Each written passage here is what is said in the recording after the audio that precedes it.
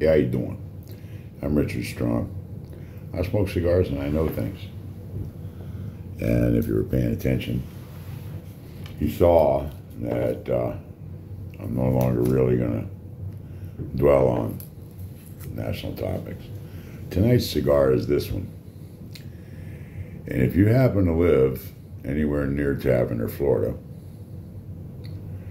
mile marker 82, which is the name of the cigar, you'll see that there's a cigar store there that's just slightly north of Islamorada. So you'll see a cigar store there. Now, you need to stop in there and buy one of these cigars. Actually, buy any cigar they got in the store. Because for those of you who are familiar with Northeast Ohio, that's a cigar store that's owned by Cousins. And that is a very well-known and very good cigar store chain that's up here. I want to say there might be one in Cincinnati. I'm not sure, but I'm pretty certain there's 5 in the Cleveland area.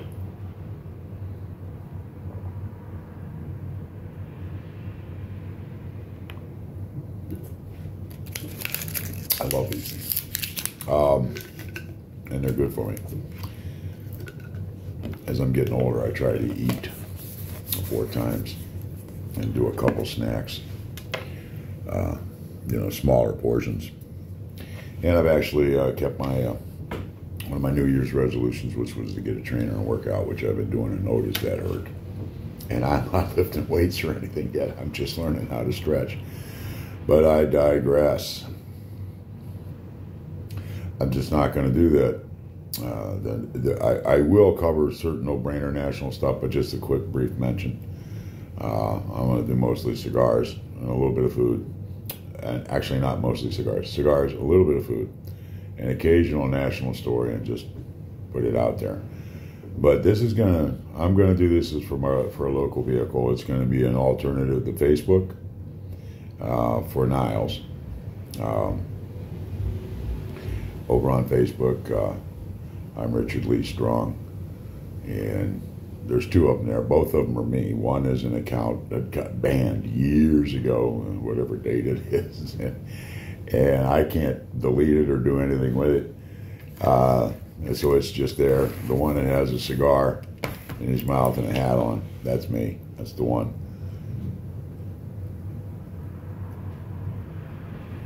And I have moved home from Sanibel to my the home of my birth.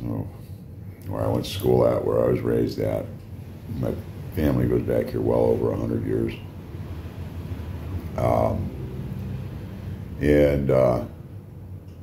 In a position of life where I can afford to give back, I can give back my time and my efforts to help make Niles a better place. Urban renewal come down and destroyed a really beautiful old downtown. Yeah, a lot of stuff could have needed a lot of work that wasn't going to get put into it at the time. So we have to reimagine downtown, and that's what's going on now with a nice comprehensive plan. And we're lucky because we have the Mosquito Creek and we have the Mahoning River, both of which are vastly improved over when I was a kid. We did not get in that water when I was a kid.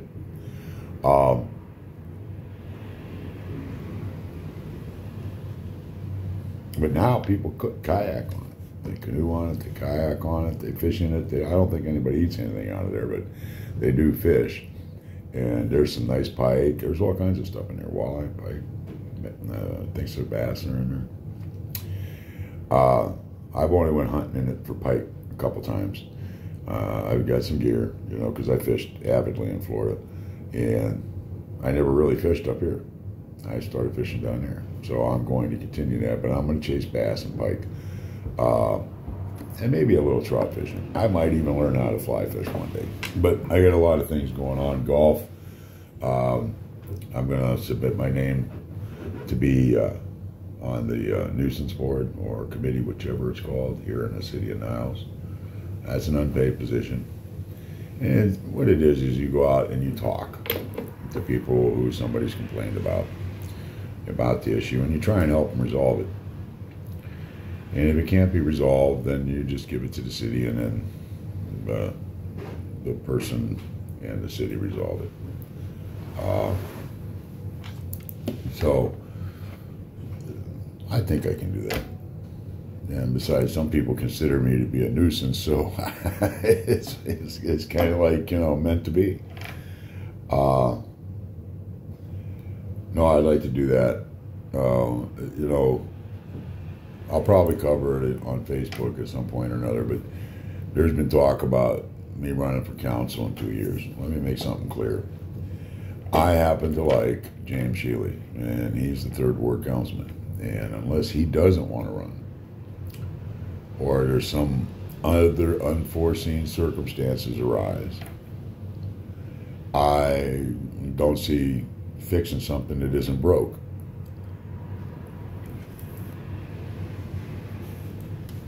As to would I run, I was asked to run this last time by somebody that was serious, a serious person that should be taken seriously on those issues here in the city of Niles.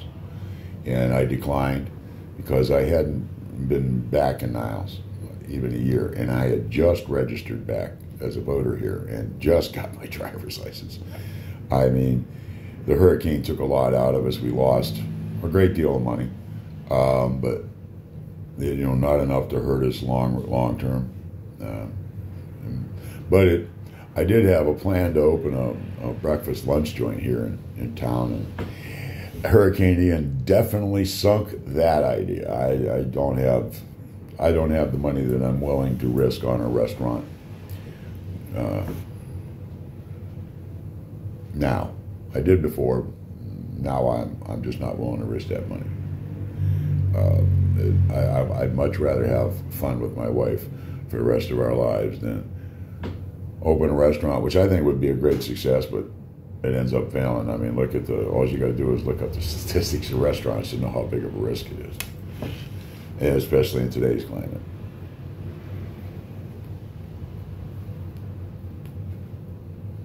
So since I'm not going to have that to run, and since I like to talk to people, and this town gave a lot to me when I was a kid, I'm going to give some back. So yeah, I would run. Under the right circumstances, I would absolutely run. I'm going to be attending all committee meetings. I'm going to be attending all council meetings. If I miss one because of health or because of some other obligation, that'll happen. That's the way it goes. But on my Facebook page, those are the live broadcasts and the reels that I put up on my Facebook page. Those are strictly me. Although I may cover some city issues, but every Thursday night on this Niles City Council's Thoughts Facebook page, every Thursday night from 7 until 8, or maybe a little later, depends on what's going on. I will be on, and we will cover what happened in City Council. We will also cover what happened in any committee meeting that had taken place since the last broadcast. And there will always be a guest, and generally that guest will be a councilman or a woman. And perhaps I'm really going to try to get Steve McKevich. I like Steve. I think he's a good guy. I'm not sure that him and I agree on some issues, and I'm sure we agree on others. One thing we agree upon is we both like good cigars. So we can start with that. But I'd like to have him come on and let him talk. Now, that's called 1017 Robbins Avenue, live from 1017 Robbins Avenue. And it's just a vehicle where you'll get informed of what happened to council. Hopefully you'll have watched it on Zoom. And as far as the committee meetings go, I will broadcast those live, every one I attend to, without commentary. What you'll see is the people asking the questions and listen to them ask the questions, and then you'll see and hear the answers, the people that are giving the answers and what they've got to say. And I'm not going to have anything to say other than maybe I'll give an intro as to what committee it is. I didn't do that this last time because I was just figuring out how to do it. So you'll be able to see the committee meetings and make your own decisions, come up with your own questions. And then if you come on live from 1017 Robbins, there'll be a couple councilmen in the, in the chat. The first guest was supposed to be Mindy. She postponed for a week. So my cats are arguing, and my dog is going to police him. She's going to be on next Thursday. So you'll be able to talk directly to them. It's not a vehicle for Richard Strong. Richard Strong has no ulterior motives. I also heard that there's somebody that's going to be bringing up my criminal past. And you ask anybody that knows me, for those of you who haven't met me yet and that don't really know me, yeah, that's a fact. It's an absolute fact. And that was probably about 22 years or so of my life after I got out of the service. But during that time, I also owned a legitimate business, a painting company. I sold that one, and I bought another. I started another one. I sold that one, and I moved to Florida and started another one. Sold that one, and then I worked for a painting company down there as a purchase officer and supervisor. I also was a supervisor for a union painting company that's no longer in business in the Cleveland area, a small one. I was also a union painter in Cleveland. I belonged to the local. I did work for Novak, Bobson, to name a couple, and I like doing it. But yes, I was criminally active for about 20 years, and I want to take you with me. I think my dog needs to go out. You need to go out, and I'm just gonna keep on talking here. Come on. She will not come through this door. This part here has not yet been remodeled because there's an addition that's going to tie into this. Now, I'm not going to go into detail, but I was not, I wouldn't let me in my house today. Because I just wouldn't want to be associated with somebody like me. Luckily for me, my wife didn't feel that way. She was one of those good girls attracted to a bad boy. And then I rediscovered and restarted my relationship with Christ. And I got sober when I was 13 when I was 38. And that changed my life. I stopped all of that.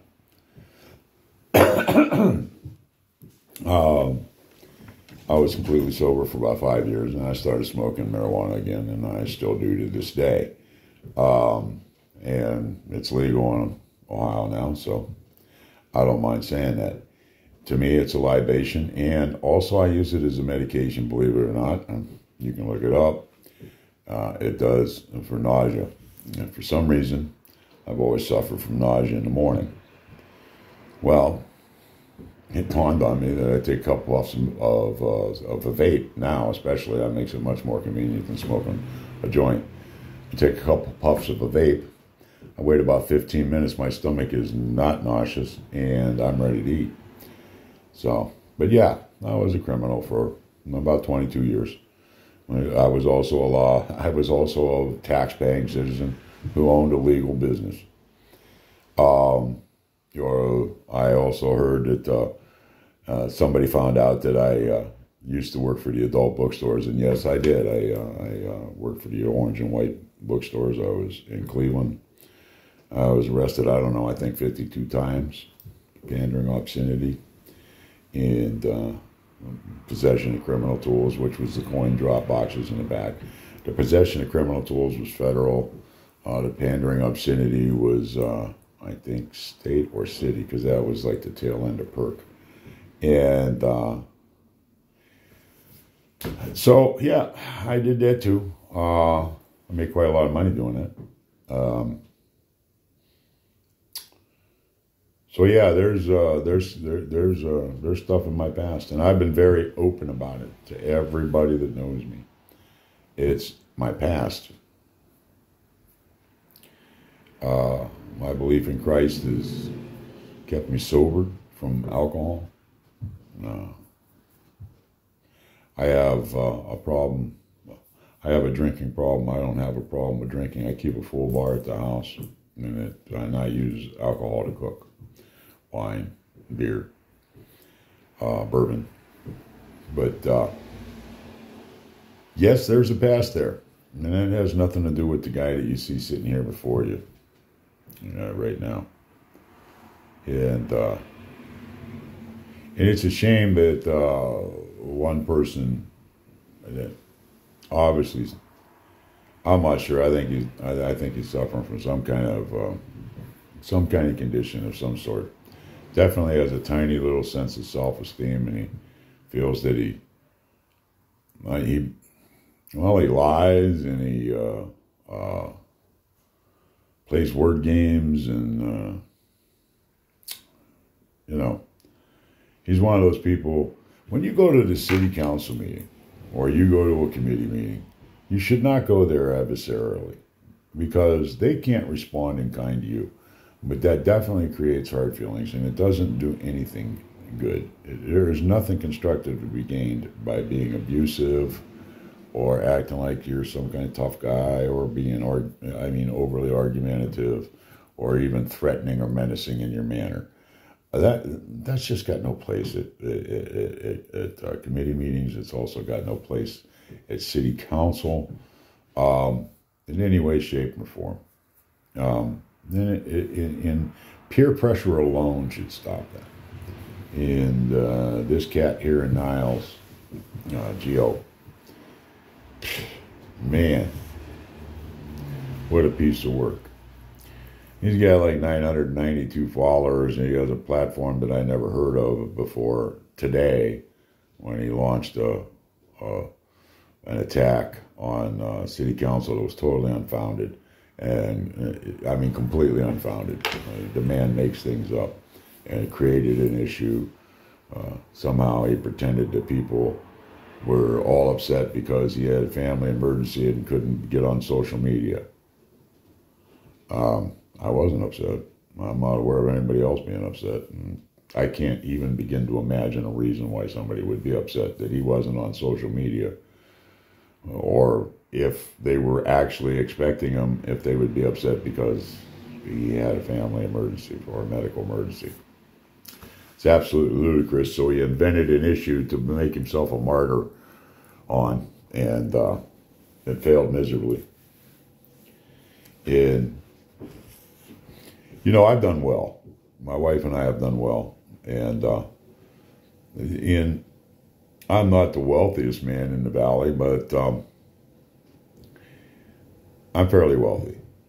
I own a couple pieces of property. I drive a Jaguar F. And when I say I own a couple pieces of property, I mean I own them. Well, the one up there, I think I'll own next year. I believe I got one more year on the house up on Kearney. But the house that I'm sitting in right here, I own.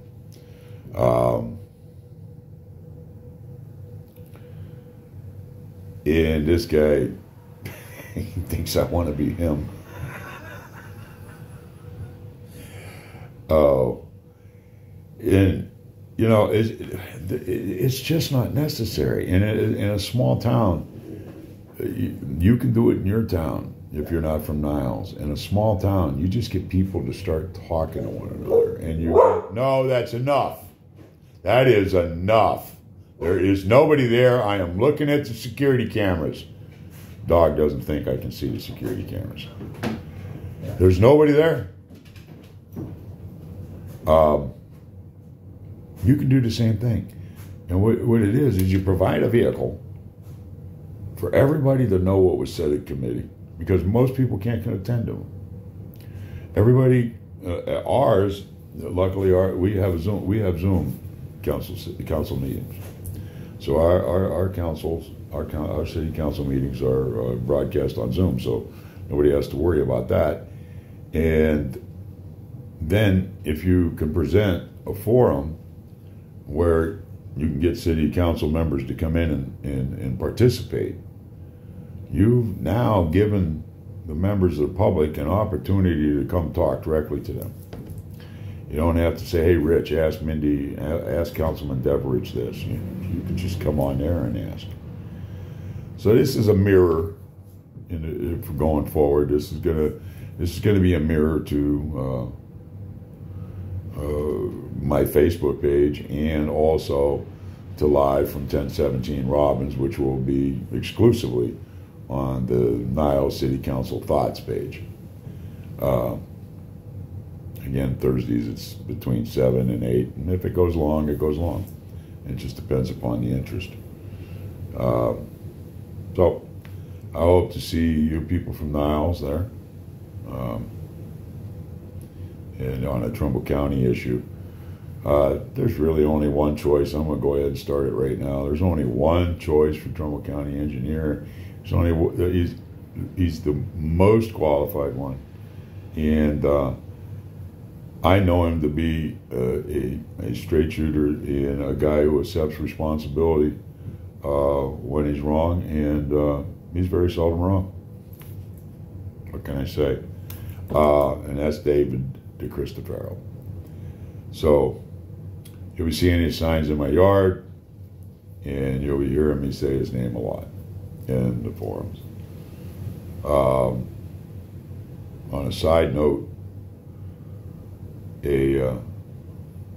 I used to participate in different YouTube venues, and there was one fellow that I was really fond of, and there was a subscriber, a longtime supporter of his, and he's ill, and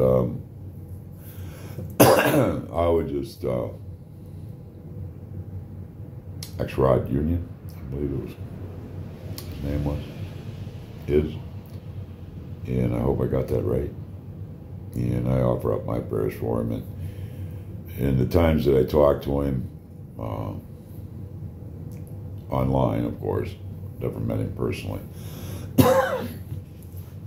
Yeah, I just thought he was a nice person, and he's having some medical issues. So any of you out there who know the power of prayer, just keep him in there. Just toss it in there. And I haven't seen your thing yet, but I know you know I saw it. And I am praying for him. You got my phone number. You want to call it, you call it. And with that, I'm going to say you guys have a blessed evening. And to the subscribers that are looking for the fire and brimstone about the division, that's not going to happen. Like I said, I'll touch on some stuff once in a while, but this is really just now going to become a more outspoken, blunt mirror to my Facebook page.